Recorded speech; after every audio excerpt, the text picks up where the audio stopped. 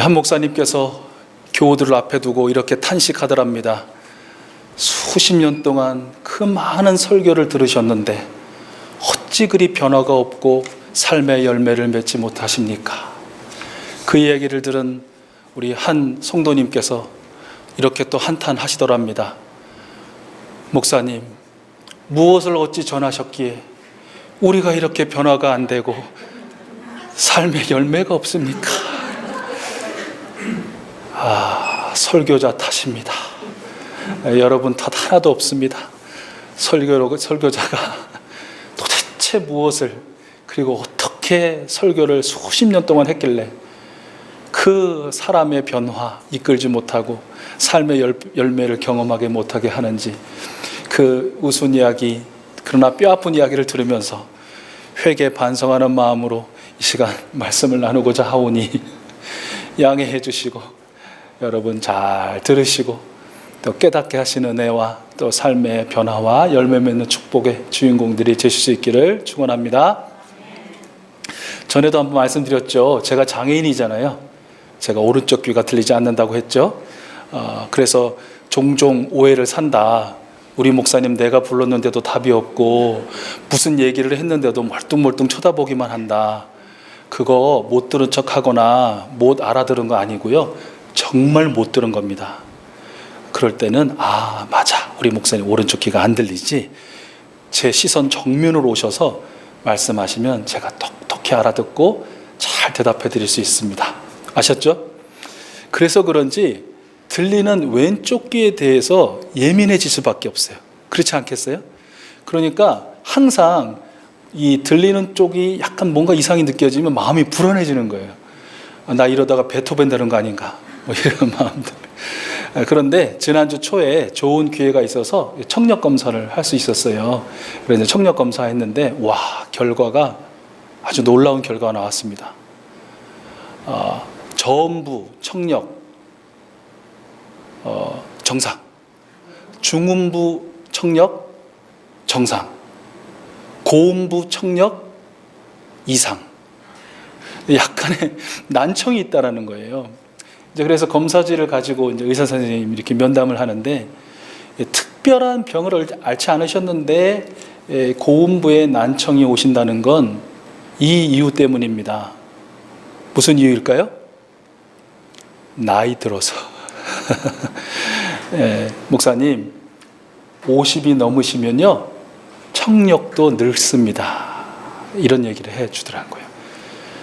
우리 장로님들, 권사님들 보시기에 새파랗게 젊은 저도 청력의 노화를 이제 막 경험하기 시작했는데 우리 연세 드신 분들은 오죽하겠는가. 그래서 혹여나 여기 지금 우리 자녀된 여러분들, 우리 어머니 아버지 중에 또 어르신들 중에 자꾸 듣지는 않으시려고 하고 말을 많이 하신다, 그런 경험을 하시걸랑 여러분도 이제 곧 그럴 수밖에 없게 된 후패하고 유한한 인간의 본 모습이다, 이렇게 이해하시고 잘 들어주시고, 잘 안 들어주셔도 속상해하지 않으셔도 됩니다.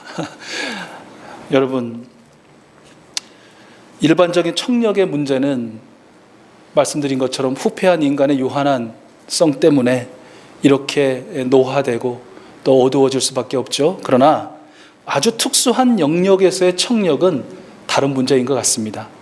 이 청력은 연세가 들어갈수록 아주 더 발달하는, 고도로 발달하는 그런 경우가 있다라는 것이죠. 바로 신앙의 영역에서의 청력이라는 것입니다.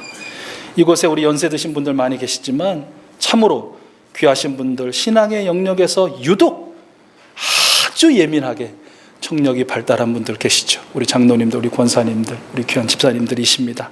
심지어는 남들이 전혀 듣지 못하는 주님의 음성도 어찌 그리도 잘 들으시고 또 분별하시고 또 감사하시고 순종하시는지 모릅니다. 귀하신 분들을 축복합니다. 우리는 매일 아침 예배의 성경 말씀을 통해서 하나님의 음성을 듣죠. 이것이 바로 신앙의 영역에서 청력을 높이는 하나의 훈련이라고 생각합니다. 또한 밤마다 한여름밤의 기도를 통해서 하나님의 음성을 듣습니다. 이 또한 신앙 영역에서의 청력을 높이는 귀한 훈련이라고 생각합니다. 아시는지는 모르겠지만 우리 권사님들 중에서는 성경을 필타 또는 필사하시는 분들이 계십니다. 특별히 그것을 하실 때 그저 손만 하는 것이 아니라 이렇게 입으로 소리내어 읽으시면서 자기가 읽으면 어떤 일이 또 발생하죠? 귀에 들리겠죠. 그죠? 또 마음으로 흘러 들어가게 될 것입니다.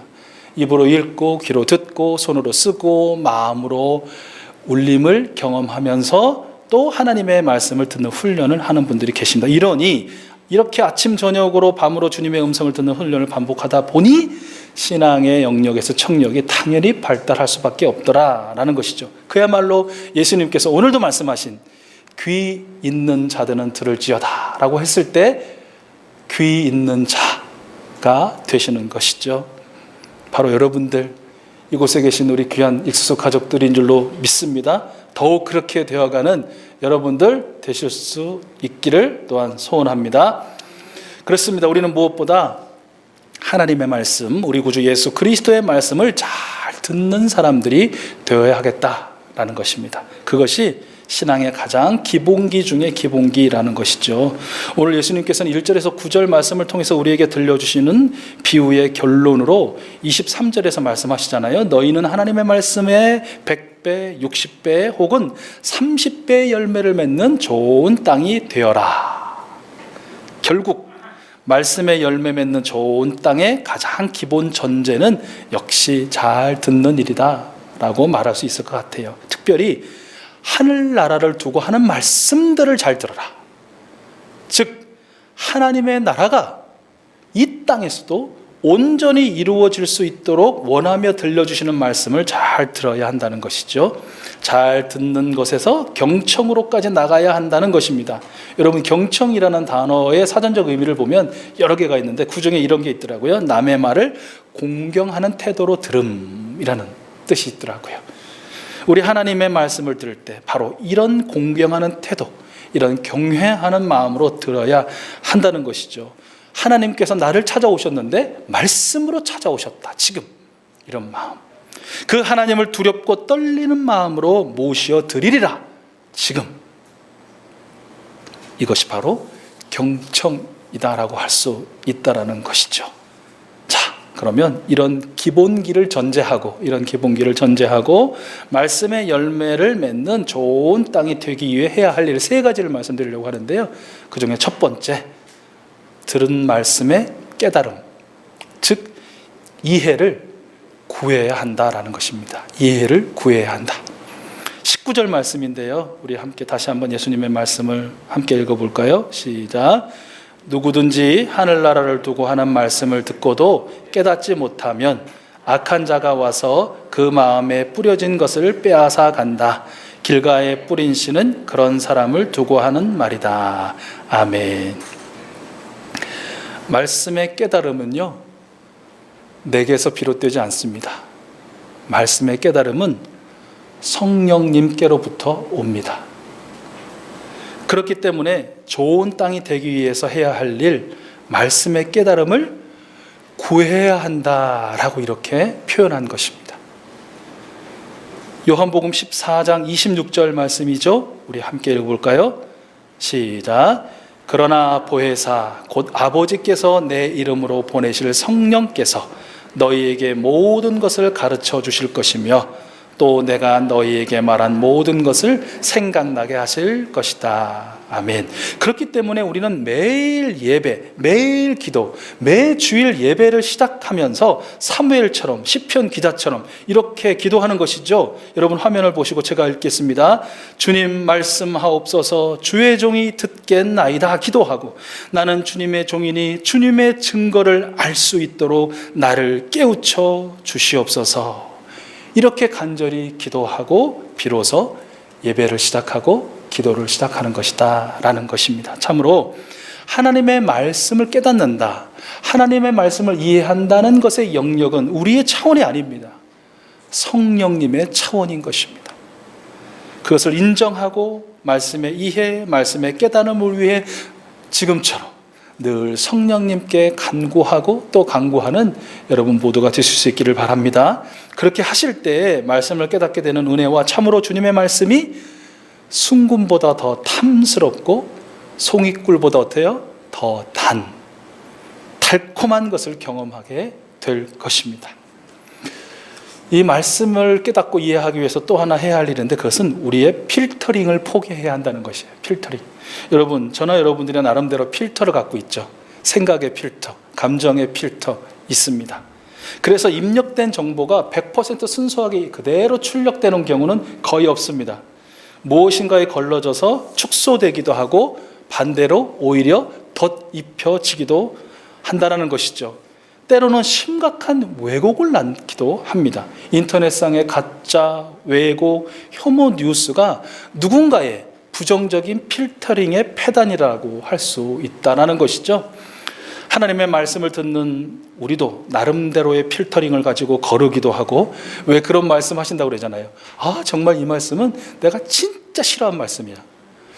어찌 감당하려고 그렇게 말씀하시는지 모르겠는데 그렇게 하시는 분도 계시더라고요. 전에 경험한 거 보면. 또 어떤 분들은 이 말씀은 내가 최고로 좋아하는 말씀이야. 어찌 감당하려고 그렇게 하시는지 모르겠는데 아무튼 또 그렇게 말씀하시는 분도 계셔요. 그래 놓고 그 말씀과는 전혀 무관한 이해, 결론, 적용을 도출해 내기도 한다는 것이죠. 여러분, 요한계시록 22장 18절과 19절 말씀을 읽을 텐데요. 이 말씀은 마라나타, 주 예수 그리스도시여 어서 다시 오시옵소서라고 성경 전체를 마무리하기 직전에 들려주시는 말씀이에요. 우리 18절과 19절 같이 읽어볼게요. 시작. 내가 이 두루마리의 예언의 말씀을 듣는 제가 죄송합니다. 역시 잘 못 들었어요. 또 박터박 다시 같이 처음부터 읽겠습니다. 시작.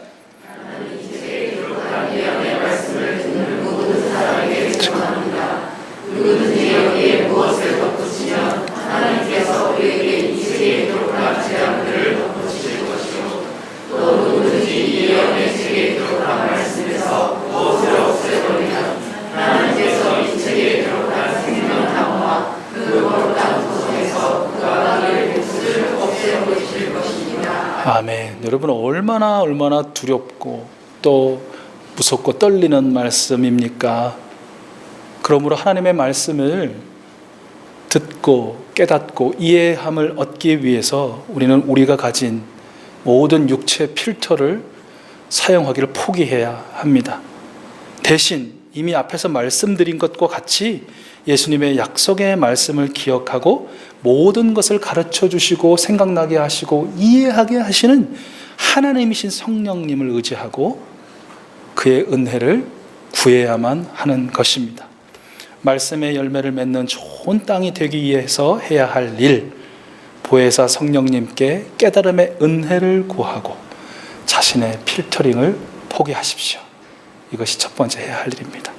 말씀의 열매를 맺는 좋은 땅이 되기 위해 해야 할 일 두 번째는요, 환난과 고통을 인내해야 한다는 것입니다. 인내해야 한다.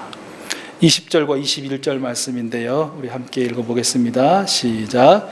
또 돌짝밭에 뿌린 씨는 이런 사람이다. 그는 말씀을 듣고 곧 기쁘게 받아들이기는 하지만 그 속에 뿌리가 없어서 오래가지 못하고 말씀 때문에 환난이나 박해가 일어나면 곧 걸려 넘어진다. 아멘. 말씀을 들었어요. 그리고 아멘으로 기쁘게 받아들였어요. 그런데 그 말씀대로 살려고 하는 노력이 없으면 아무 소용이 없다는 것이죠. 그런데 여러분, 말씀대로 살려고 하다 보면 어려움이 있습니까? 없습니까? 있습니다. 적습니까? 많습니까? 많습니다. 무엇보다 내가 손해를 보는 경우가 허다하죠. 육체적으로, 정신적으로, 영적으로 손실을 입습니다. 많이 내려놓기도 해야 하고 하기도 해야 합니다. 억울하고 화가 날 때도 있고 그야말로 고통을 겪기도 하는 것이죠. 그런데 여러분, 너무나 잘 아시지 않습니까? 우리 구주 예수 그리스도의 십자가 후에 부활의 영광이 있다라는 것, 순교자들의 피 흘림 후에 교회가 세워졌다는 것, 말씀대로의 삶 때문에 겪는 환난 때문에, 그것을 인내한 믿음의 선진들 때문에 오늘의 우리가 있다라는 것 여러분 잘 아시지 않습니까? 그러므로 우리도 말씀대로 살다가 겪는 환난이나 어려움이 있더라도 그것을 인내해야 한다는 것이죠. 그리고 이렇게 사도 바울처럼 고백하고 찬양해야 하는 것입니다. 로마서 5장 3절에서 5절 말씀 우리 함께 나의 고백으로 나의 찬양으로 읽어볼까요? 시작. 그뿐만 아니라 우리는 환난을 자랑합니다. 우리가 알기로 환난은 인내력을 낳고 인내력은 단련된 인격을 낳고 단련된 인격은 희망을 낳는 줄을 알고 있기 때문입니다. 이 희망은 우리를 실망시키지 않습니다. 하나님께서 우리에게 주신 성령을 통하여 그의 사랑을 우리 마음속에 부어주셨기 때문입니다. 아멘. 여러분, 여름 제철 과일인 수박을 한번 상상해 보십시오. 아주 달고 시원하고 맛있는 수박. 상상만으로도 여러분 시원하시죠? 그런데 아시죠?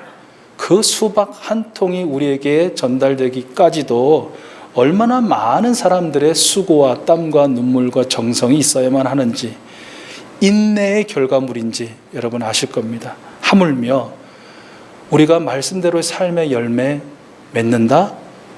아무런 수고도 없이, 아무런 어려움 없이, 한 방울의 눈물도 없이, 땀도 없이 불가능합니다.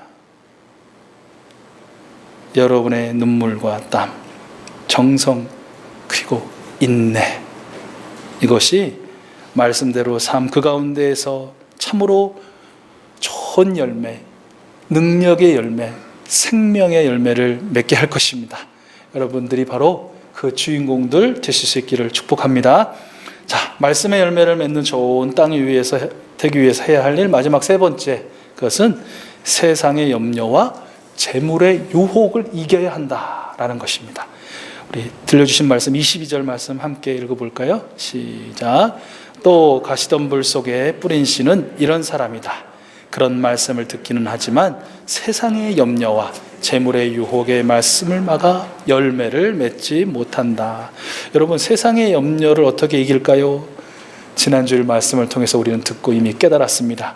인간으로서 감당해야 할 기본적인 수고와 짐, 나의 탐욕의 죄로 인해 스스로 더한 수고와 무거운 짐, 사단이 구조적인 악을 통해 짓누르는 수고와 무거운 짐이 우리에게 있을 수밖에 없지만, 그것들을 진 채로 우리 구주 예수님께로 나아가면 우리 예수님께서는 감당할 힘과 능력을 주시고 회개하고 돌이킬 기회도 주시고 사단의 계략을 예수 그리스도의 이름으로 물리쳐 주셔서 참된 쉼과 안식을 얻게 하신다.